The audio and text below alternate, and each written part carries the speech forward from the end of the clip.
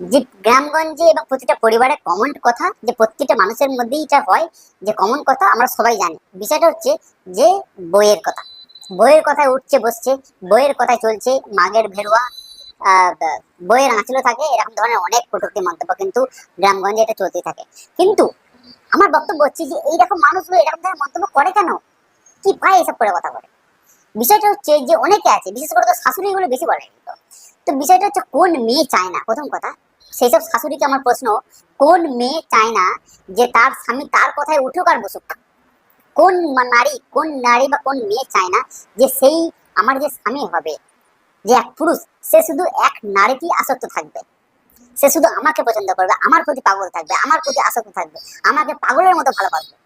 কোন মেয়ে চায় না? তো এইটা স্বামী যখন করতে চাইবে, তখন কিন্তু স্বামীর মা অর্থাৎ শাশুড়ি মা, বউয়ের, তখন কিন্তু এরকম ধরনের মন্তব্য, শুধু শাশুড়ি নয়, এরকম ধরনের পরিবারে অনেক